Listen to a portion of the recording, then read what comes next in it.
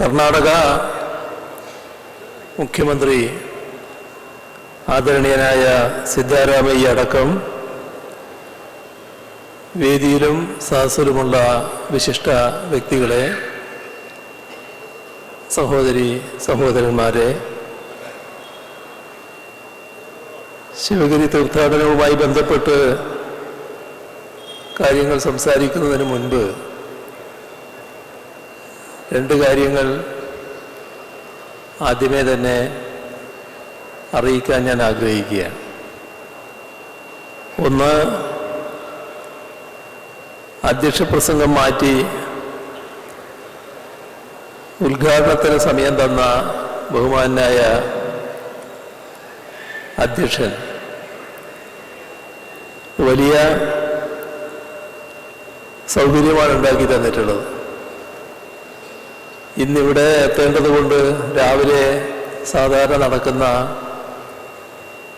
മന്ത്രിസഭാ യോഗം 12 മണിക്ക് മാറ്റിവെച്ചിരുന്നു. അപ്പം അതുകൂടി മനസ്സിലാക്കിയാണ് അദ്ദേഹം അതിനുള്ള സൗകര്യം ഉണ്ടാക്കി തന്നിട്ടുള്ളത്. രണ്ടാമത്തത്,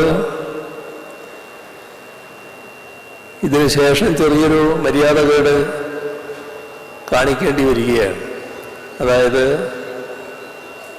ബഹുമാനായ കർണാടക മുഖ്യമന്ത്രി സംസാരിക്കുമ്പോൾ ഞാൻ കൂടി വേദിയിലുണ്ടാവുക എന്നതാണ് സാധാരണഗതിയിൽ വേണ്ടത്.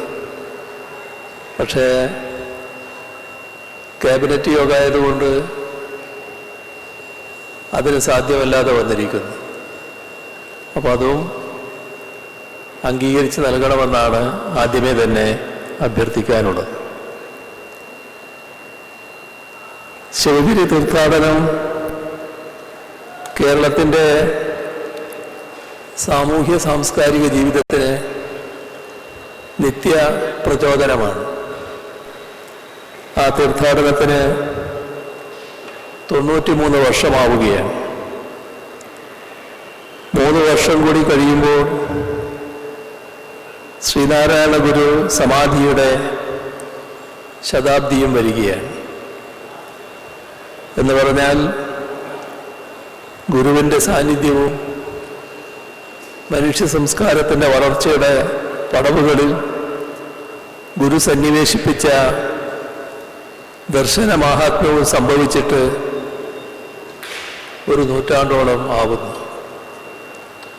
1 നൂറ്റാണ്ടിനും അപ്പുറം നമ്മുടെ നാട്ടിൽ നടമാടിയിരുന്ന ആശാസ്യമല്ലാത്ത പ്രവണതകൾക്കെതിരായിരുന്നുവല്ലോ ഗുരു പറഞ്ഞതും പ്രവർത്തിച്ചതും. ജീവിത ചുറ്റുപാടുകളിൽ കാണുകയും അനുഭവിക്കാനിടയാവുകയും ചെയ്ത അസംബന്ധ പ്രവണതകൾക്കെതിരെയായിരുന്നു അദ്ദേഹം ഓരോ വാക്കും ഉരുവിട്ടത്.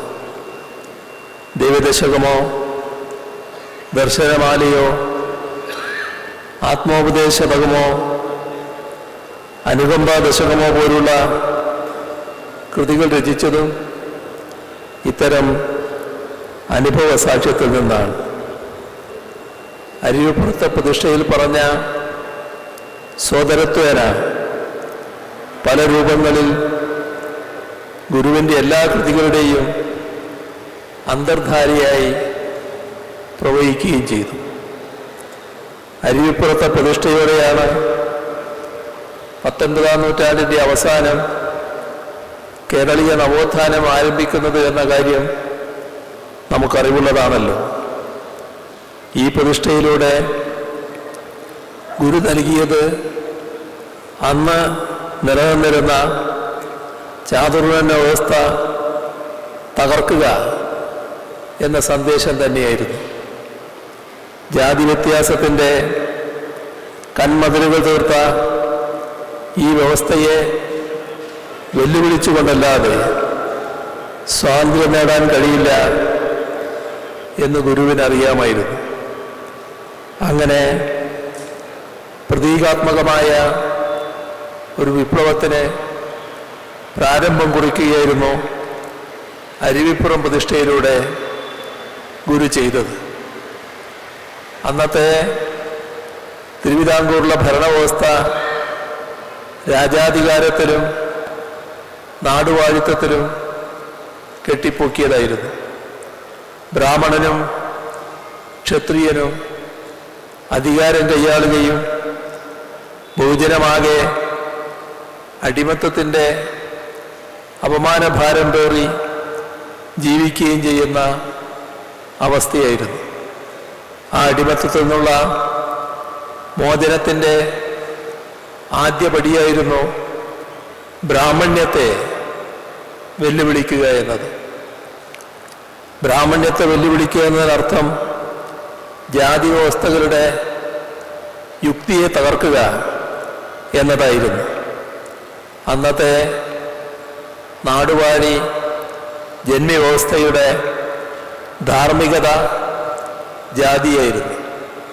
മേൽജാതി കീഴ്ജാതി എന്നിങ്ങനെ തട്ടുകളായി വിഭജിക്കപ്പെട്ട ജാതിഘടനയുടെ ചട്ടക്കൂടിലാണ് മനുഷ്യനെ തന്നെ അടിമകളാക്കി ചൂഷണം ചെയ്തുകൊണ്ടിരുന്നത്. ആ ചൂഷണ വ്യവസ്ഥയുടെ നട്ടെല്ലായിരുന്ന ബ്രാഹ്മണ്യത്തിനെതിരെയാണ് ശ്രീനാരായണ ചിന്തയുടെ ആയുധം ഉയർന്നത്. ഈ ക്ഷത്രിയ ബ്രാഹ്മണ അധികാര വ്യവസ്ഥയാകട്ടെ ബ്രിട്ടീഷ് സാമ്രാജ്യത്വ ശക്തികളുടെ അധീശാധികാരത്തിന് കീഴ്പ്പെട്ടു നിൽക്കുന്നതുമായിരുന്നു. എന്ന് പറഞ്ഞാൽ ബ്രാഹ്മണ്യത്തിൻ്റെയും നാടുവാഴിത്വത്തിൻ്റെയും എന്നതുപോലെ തന്നെ സാമ്രാജ്യത്വത്തിൻ്റെയും അധികാരപ്രയോഗത്തിനെതിരെ ഉയർന്ന അടിച്ചമർത്തപ്പെട്ടവന്റെ കലാപം തന്നെയായിരുന്നു അരുവിപ്പുറം പ്രതിഷ്ഠ. ജാതി അന്ന് ഒരു സാമൂഹ്യ വ്യവസ്ഥ മാത്രമായിരുന്നില്ല, അടിസ്ഥാനപരമായ ഉൽപാദന ബന്ധങ്ങളെ പോലും നിയന്ത്രിച്ചിരുന്നത് കൂടിയായിരുന്നു ജാതി. ഓരോ ജാതിക്കും ഓരോ തൊഴിൽ, ഓരോ ജാതിക്കുമുള്ള മേൽക്കീഴ് വ്യവസ്ഥകൾ തൊഴിലിനും ബാധകമായിരുന്നു. തൊഴിലിന് മാത്രമല്ല, കൂലിക്കും അവകാശങ്ങൾക്കും ചുമതലകൾക്കും അടിസ്ഥാനം ജാതി തന്നെയായിരുന്നു. ജാതി ഒരു നിയമവ്യവസ്ഥ കൂടിയായിരുന്നു. ഓരോ ജാതിക്കും ഓരോ നിയമങ്ങൾ, ഓരോ നിയമത്തിനും കർക്കശമായ അതിർവരമ്പുകൾ, നിയമലംഘനങ്ങൾക്കുള്ള ശിക്ഷാ വ്യവസ്ഥകൾക്ക് പോലും ജാതിഘടനയുടെ മേൽക്കീഴ് ബന്ധമുണ്ടായിരുന്നു. സവർണൻ അവർണനെ തല്ലിക്കൊന്നാൽ അയാൾക്ക് ഒരുതരം ശിക്ഷയുമില്ല. മറിച്ചായാൽ ശിക്ഷ ദണ്ഡനവും മരണവും. തീണ്ടലിന് കാരണം അവർണനായാലും സവർണനായാലും ശിക്ഷ അവർണന് മാത്രം. എന്ന് പറഞ്ഞാൽ ജാതി ഒരു മർദ്ദനോപകരണമായിരുന്നു എന്നർത്ഥം. ചുരുക്കി പറഞ്ഞാൽ ജാതി എന്നത് ഭരണകൂടം തന്നെയായിരുന്നു. ഇത്തരമൊരു കാലസന്ധിയിൽ നിന്നുകൊണ്ടാണ് ജാതിഭേദമില്ലാതെ മതദ്വേഷമില്ലാതെ സോദരത്വേന വാഴുന്ന ഒരു മാതൃകാസ്ഥാനത്തെ ഗുരു സ്വപ്നം കണ്ടത്. അതായത് ആരും ആരുടെ മേലും അധികാരപ്രയോഗം നടത്താത്ത സ്വച്ഛന്തമായ സ്വാതന്ത്ര്യത്തിൻ്റെയും സാമൂഹ്യ ഐക്യത്തിൻ്റെയും സന്ദേശം തന്നെയാണിത്. ഒരു ജാതി വ്യവസ്ഥയുടെ മേൽക്കോയ്മ തകർത്ത് മറ്റൊരു ജാതി വ്യവസ്ഥ അടിച്ചേൽപ്പിക്കാനുള്ളതായിരുന്നില്ല, മറിച്ച് ജാതീയതയില്ലാത്ത അവസ്ഥ സൃഷ്ടിക്കാനായിരുന്നു ഗുരു ശ്രമിച്ചത്. ഇത് പ്രത്യേകം ഓർമ്മ വയ്ക്കേണ്ട കാര്യമാണ്. ഗുരുവിൻ്റെ നമുക്ക് ജാതിയില്ല എന്ന പ്രഖ്യാപനത്തെ ഈ ചരിത്ര വസ്തുതകളുടെ അടിസ്ഥാനത്തിൽ മനസ്സിലാക്കിയാൽ അത് ഇന്നത്തെ ദേശകാല പരിസ്ഥിതിയിൽ ഏറ്റവും പ്രസക്തമായിരിക്കും. ചരിത്രത്തെയും സംസ്കാരത്തെയും ദേശീയ തലത്തിൽ ഭരണകൂടാധികാരം തന്നെ അട്ടിമറിച്ചുകൊണ്ടിരിക്കുന്ന കാഴ്ചയാണ് കാണുന്നത്. ഇന്ത്യൻ സംസ്കാരത്തെ ഏകാത്മകമായി അവതരിപ്പിക്കാൻ കൊണ്ടുപിടിച്ച ശ്രമങ്ങളാണ് നടക്കുന്നത്. ഇന്ത്യയുടെ ബഹുസ്വരത, ഉപസംസ്കൃതികൾ തകർക്കപ്പെടുന്നു. ഐതിഹ്യങ്ങളെയും കൽപ്പിത ഭാവനകളെയും ചരിത്ര സത്യങ്ങളായി അവതരിപ്പിക്കുന്നു. മനുഷ്യൻ്റെ യുക്തിചിന്തയെയും സ്വാതന്ത്ര്യദാഹത്തെയും ചങ്ങലക്കിടുകയാണ് ലക്ഷ്യം. ഇത് സാംസ്കാരിക ഫാസിസത്തിൻ്റെ ദൗത്യം തന്നെയാണെന്ന് തിരിച്ചറിയാൻ ജനാധിപത്യ വിശ്വാസികൾക്ക് കഴിയണം. ഗുരുവിൻ്റെ സോദരത്വേന എന്ന സന്ദേശം നമ്മുടെ ഭരണഘടനയുടെ ആമുഖ വചനങ്ങളിൽ വരെ ഇടം പിടിച്ചിട്ടുണ്ട്.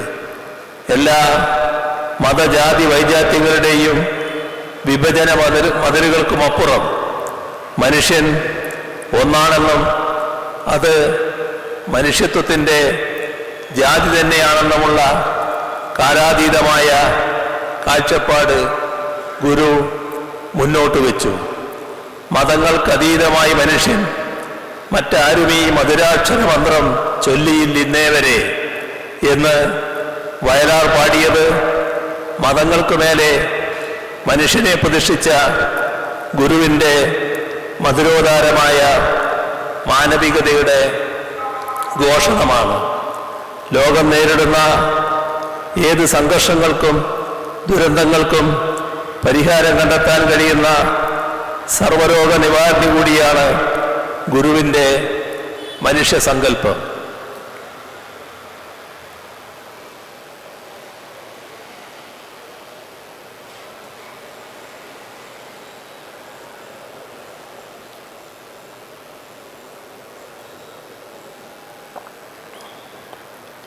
ഒരു നൂറ്റാണ്ട് കഴിയുമ്പോഴും ആ സങ്കല്പങ്ങൾക്ക് പ്രസക്തി ഏറി വരുന്നു. ഇതുതന്നെ ഗുരുവചനങ്ങളുടെ കാലാതിവർത്തിയായ സാങ്കത്യം വെളിപ്പെടുത്തുന്നു. നമുക്കറിയാം, ഗുരു കേവലം ഒരു സന്യാസിയായിരുന്നില്ല.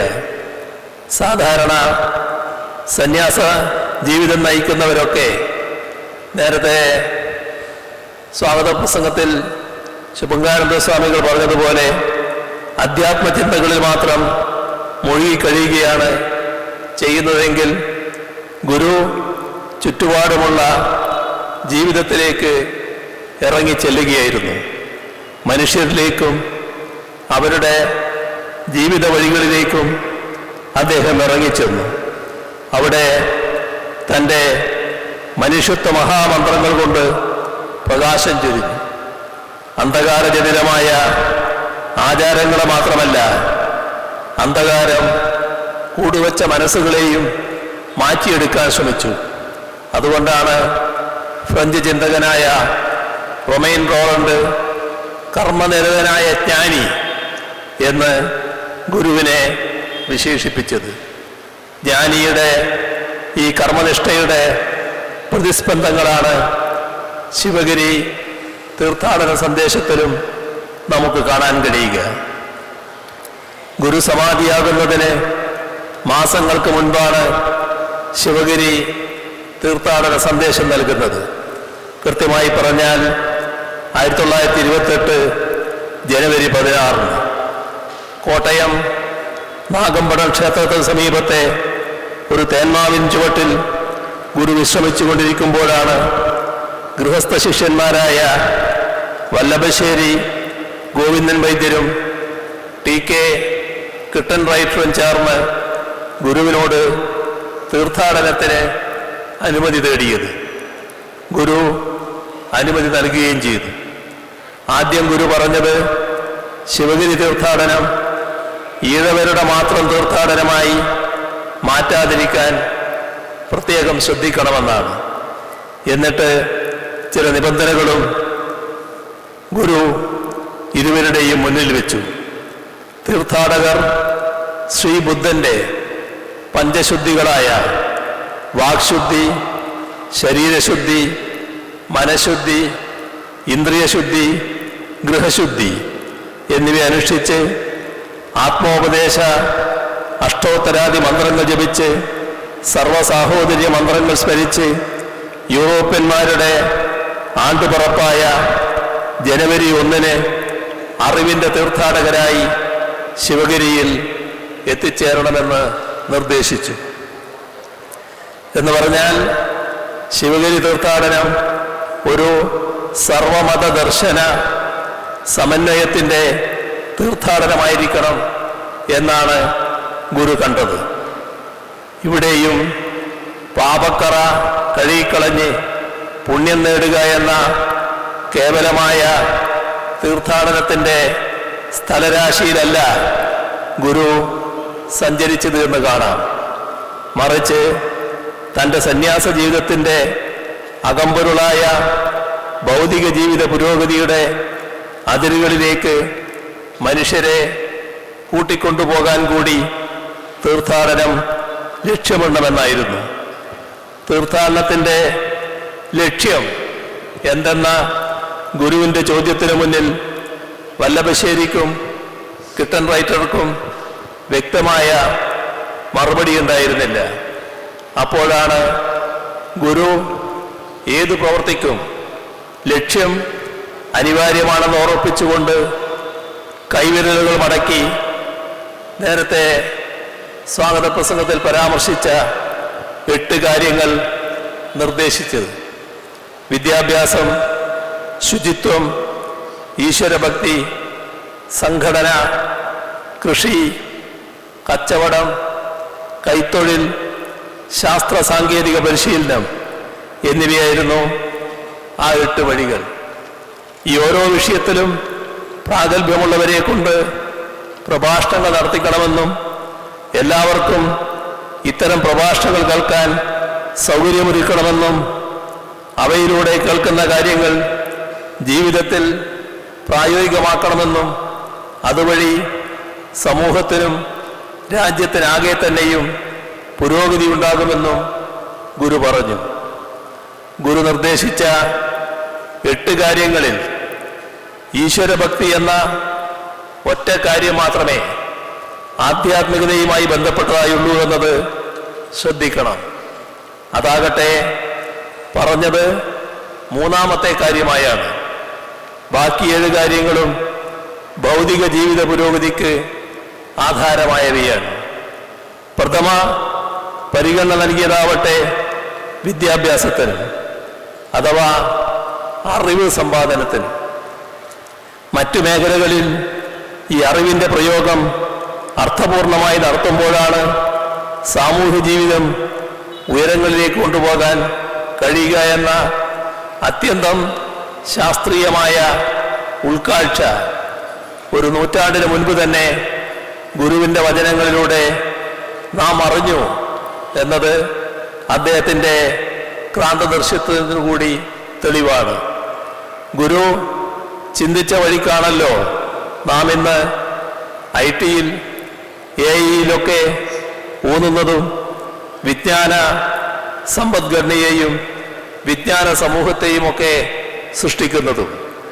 എന്തുകൊണ്ടാണ് ഗുരു വിദ്യാഭ്യാസത്തിന് പ്രഥമ പരിഗണന നൽകിയത്?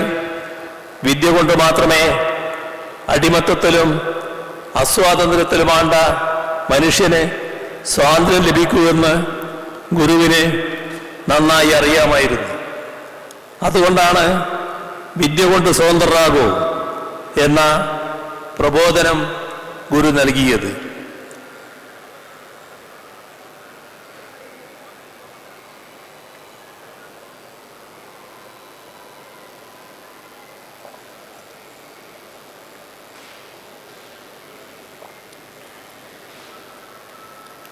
ഗുരുവിൻ്റെ ഈ സന്ദേശത്തിൻ്റെ സാരസർവസ്വവും ഉൾക്കൊണ്ടാണ് കേരളത്തിൽ പുരോഗമന ശക്തികൾ പ്രവർത്തിച്ചു പോരുന്നതെന്ന് പറയാൻ അതിയായ സന്തോഷമുണ്ട്.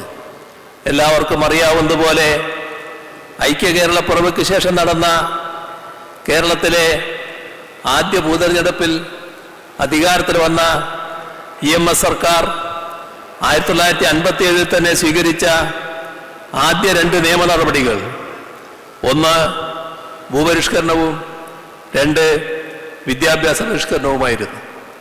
ജാതി വിവേചനങ്ങളുടെ പേരിൽ വിദ്യാലയങ്ങളിൽ പ്രവേശനം ലഭിക്കാതിരിക്കുകയും പ്രവേശനം ലഭിച്ചവർക്ക് പോലും ഫീസ് നൽകി പഠിക്കാൻ കഴിയാതെ വരികയും ചെയ്തിരുന്ന ഘട്ടത്തിലാണ് 57 സർക്കാർ 8ാം ക്ലാസ് വരെയുള്ള വിദ്യാഭ്യാസം പൂർണ്ണമായും സൗജന്യമാക്കിയത്.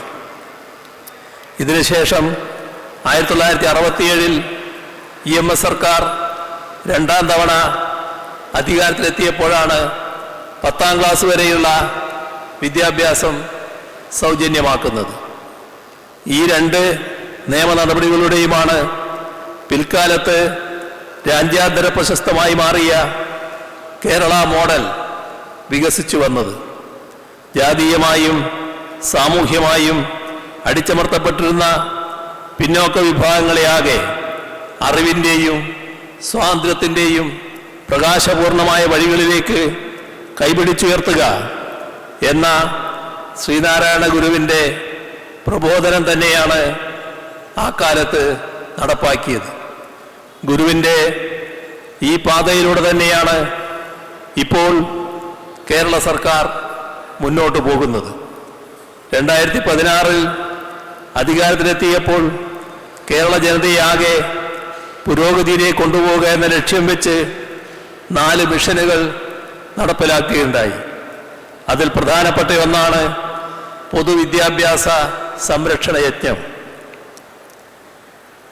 സ്കൂൾ വരാന്തയിലേക്ക് പോലും എത്തി നോക്കാൻ ഒരു കാലത്ത് കഴിയാതിരുന്ന സാധാരണക്കാരുടെ മക്കൾ ഇന്ന് ഹൈടെക് ക്ലാസ് മുറികളിരുന്നാണ് പഠിക്കുന്നത്.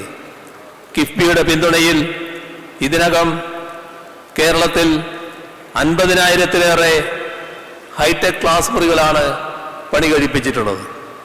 ക്ലാസ് മുറികൾ മാത്രമല്ല, പാഠ്യപദ്ധതിയും ഈ വീക്ഷണത്തോടെയാണ് പരിഷ്കരിക്കുന്നത്. കുട്ടികളുടെ സാമൂഹ്യബോധവും ശാസ്ത്രചിന്തയും ഭാവനയും ഒക്കെ വികസിപ്പിക്കാൻ ഉതകുന്ന രീതിയിലാണ് അത് നടപ്പാക്കിക്കൊണ്ടിരിക്കുന്നത്. അധികാരം കയ്യിലുള്ള പലരും അശാസ്ത്രീയവും അസംബന്ധജടിലവുമായ കാര്യങ്ങൾ പഠിപ്പിച്ച് കുട്ടികളെ നൂറ്റാണ്ടുകൾക്ക് പിന്നിലേക്ക് കൊണ്ടുപോകുമ്പോഴാണ് ഇവിടെ ഇത്തരത്തിൽ പൊതുവിദ്യാഭ്യാസ സംരക്ഷണത്തിന് പരമപ്രാധാന്യം നൽകുന്നതെന്നതും കാണേണ്ടതാണ്. അമേരിക്കക്കാരായ ഓർവിൽ റൈറ്റും വിൽബർ റൈറ്റും ചേർന്ന് 1903 വിമാനം കണ്ടുപിടിച്ചുവെന്ന് സ്കൂൾ ക്ലാസ്സുകളിൽ പഠിച്ചു വന്നവരാണ് നമ്മളെല്ലാം. എന്നാൽ ഇന്ന് ചിലർ പറയുന്നത് എന്ന് ജീവിച്ചിരുന്നുവെന്ന് പോലും കൃത്യതയില്ലാത്ത ഭരദ്വാജ മഹർഷിയാണ് വിമാനം കണ്ടുപിടിച്ചത് എന്നാണ്. ടെലിവിഷൻ കണ്ടുപിടിച്ചത് 1926 ജനുവരി 26 സ്കോട്ടിഷ് ശാസ്ത്രജ്ഞനായ ജോൺ ലോഗി ബേർഡ് ആണെന്ന ശാസ്ത്രസത്യം ഇരിക്കെയാണ് ധൃതരാഷ്ട്രർക്ക് യുദ്ധം വർണ്ണിച്ച് പറഞ്ഞുകൊടുക്കാൻ സഞ്ജയൻ TV കണ്ടുപിടിച്ചെന്ന് ഇക്കൂട്ടർ പ്രചരിപ്പിക്കുന്നത്. സമാനമായ ഒത്തിരി കെട്ടുകഥകളും വിചിത്ര കാര്യങ്ങളും കൊണ്ട് വിദ്യാഭ്യാസ രംഗം കലുഷമാക്കുകയാണ് രാജ്യത്തിൻ്റെ പല ഭാഗത്തും. അതിൻ്റെയൊന്നും വിശദാംശങ്ങളിലേക്ക് കടക്കുന്നില്ല. എങ്കിലും ഗുരു എന്നും ചെറുതോൽപ്പിക്കാൻ ശ്രമിച്ച അന്ധവിശ്വാസങ്ങളെ സിലബസിൽ ഉൾച്ചേർക്കുന്നത് ഗുരുവിൻ്റെ യുക്തിപൂർണമായ വിദ്യാഭ്യാസ ചിന്തയെ ധിക്കരിക്കലാണ് എന്ന് മാത്രം പറയട്ടെ. ഗുരു നിർദ്ദേശിച്ച ശുചിത്വം എത്രയേറെ പ്രാധാന്യമുള്ളതാണെന്ന് തിരിച്ചറിഞ്ഞുകൊണ്ട് തന്നെയാണ് സംസ്ഥാന സർക്കാരിൻ്റെ നവകേരള മിഷനുകളിൽ ഇതുമായി ബന്ധപ്പെട്ട ഹരിത കേരളം പദ്ധതി നടപ്പാക്കി വരുന്നത്. പാവപ്പെട്ടവർക്ക് വീട് വെച്ച് നൽകുന്ന ലൈഫ് പദ്ധതിയും ആരോഗ്യമേഖല കുറ്റമറ്റതാക്കുന്നതിനുള്ള ആർദ്രം പദ്ധതിയും ഗുരു ചൂണ്ടിക്കാട്ടിയ സഹജീവിയെക്കുറിച്ച് പാലിക്കേണ്ട കരുതലിൻ്റെ അനുബന്ധങ്ങളാണ്. ഗുരു മുന്നോട്ട് വച്ച കൃഷിയുടെയും ശാസ്ത്ര സാങ്കേതിക മുന്നേറ്റത്തിൻ്റെയും സന്ദേശങ്ങളും സർക്കാർ ഫലപ്രദമായി നിർവഹിച്ചാണ് മുന്നോട്ട് പോകുന്നത്. ഗുരുവിൻ്റെ മൂല്യവത്തായ സന്ദേശങ്ങളെ മുൻനിർത്തി മൂർത്തമായ ചില കാര്യങ്ങൾ ചെയ്യാൻ സർക്കാരിന് കഴിഞ്ഞതിനുള്ള ചാരിതാർത്ഥ്യം കൂടി ഇവിടെ പങ്കുവെക്കട്ടെ. ശ്രീനാരായണ ഗുരു ഓപ്പൺ യൂണിവേഴ്സിറ്റി, ഗുരു പ്രതിമ, സാംസ്കാരിക സമുച്ചയം, സർവമത സമ്മേളന ശതാബ്ദി, ദൈവദശക ശതാബ്ദി, ജാതിയില്ലാ വിളംബര വാർഷിക ശതാബ്ദി, ഇത്തരത്തിലുള്ള ആഘോഷങ്ങളെല്ലാം എല്ലാവരുടെയും മനസ്സിലുണ്ടാകും. പഴയ ചാതുർവർണ്ണ വ്യവസ്ഥയെ രാജ്യത്തിൻ്റെ ആധുനിക നിയമവ്യവസ്ഥയാക്കി പുനഃസ്ഥാപിക്കാനുള്ള രാഷ്ട്രീയ ശ്രമങ്ങൾ ഇന്ന് നടക്കുകയാണ്. രാഷ്ട്രീയവും അധികാരവും ഒരുപോലെ സംഘടിതമായി പ്രവർത്തിക്കുകയാണ് ഈ ലക്ഷ്യത്തോടെ. ആ ശ്രമങ്ങൾ വിജയിച്ചുകൂടാ. അതിനെതിരായ പോരാട്ടങ്ങൾക്ക് ജാതിമതഭേദങ്ങൾ അവസാനിപ്പിക്കാൻ ഒരു ജീവിതകാലം മുഴുവൻ എല്ലാ എതിർപ്പുകളെയും ചെറുത്തുകൊണ്ട് നീക്കിവെക്കുകയും പൊരുതുകയും ചെയ്ത ഗുരുവിൻ്റെ ജീവിത സന്ദേശം ഉൾക്കൊള്ളുന്ന ഓരോ വ്യക്തിക്കും ചുമതലയുണ്ട്. ഒരു മതത്തിൻ്റെ രാഷ്ട്രമെന്ന സങ്കല്പം പല മതസാരവുമേകം എന്ന് പഠിപ്പിച്ച ഗുരുവിൻ്റെ വചനങ്ങളുമായി എങ്ങനെ പൊരുത്തപ്പെടും? പൊരുത്തപ്പെടില്ല എന്ന് പറയാൻ രണ്ടാമതൊന്ന് ആലോചിക്കേണ്ടതില്ല. ഇക്കാര്യത്തിൽ ആർക്കെങ്കിലും സങ്കോചം വരുന്നെങ്കിൽ അത് ഒരു പ്രത്യേക മതത്തിൻ്റെ അടിസ്ഥാനത്തിലുള്ള രാഷ്ട്രം വേണം എന്ന് വാദിക്കുന്നതിനൊപ്പമുള്ള ഗുരുനിന്ദ തന്നെയാവും. ഒരു ഗുരുഭക്തനും ആ വഴിക്ക് പോവില്ല എന്ന് ഉറപ്പാണ്. വിവിധ ജാതിമത വിഭാഗങ്ങളുടെ വിഘടിച്ച് നിന്നുള്ള ഏകീകരണം ജനാധിപത്യ മതേതര സങ്കല്പങ്ങളെ ദുർബലപ്പെടുത്തും. ജനാധിപത്യ മതേതര രാഷ്ട്രഘടന നിലനിൽക്കാൻ ഗുരു സന്ദേശവും അതുമായി വിട്ടുവീഴ്ചയില്ലാതെ മുന്നോട്ട് പോകുന്ന പുരോഗമന ശക്തികളുടെ സന്ദേശവും സമന്വയിപ്പിക്കേണ്ടത് അനിവാര്യമാണ്.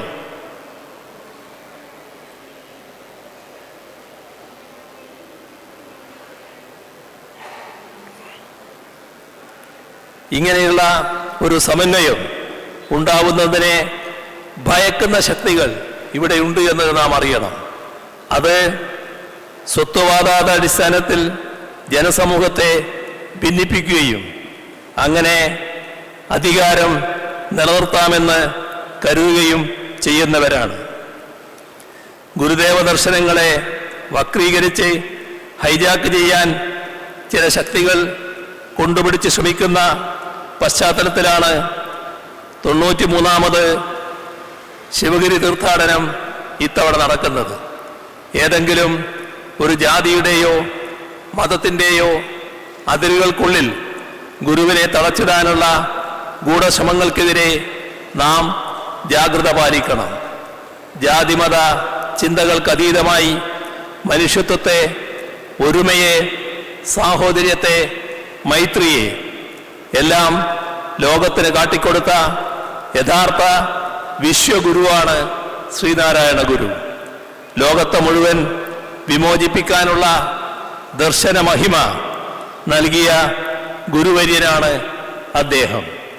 ആധുനിക കേരളത്തിൻ്റെ സൃഷ്ടിയിൽ അദ്ദേഹത്തിൻ്റെ ദർശന മഹിമയും അതിൻ്റെ സൂര്യവെളിച്ചത്തിൽ നടത്തിവരുന്ന ശിവഗിരി തീർത്ഥാടന സമ്മേളനങ്ങളും വലിയ സ്വാധീനം ചെലുത്തിയിട്ടുണ്ട് എന്നത് നിസ്സംശയം പറയാൻ കഴിയും. നമ്മുടെ നാടിനെ ആകെ ഇരുളിൽ നിന്ന് വെളിച്ചത്തിലേക്ക് നയിച്ചതും ആ ദർശന പെരുമ തന്നെയാണ്.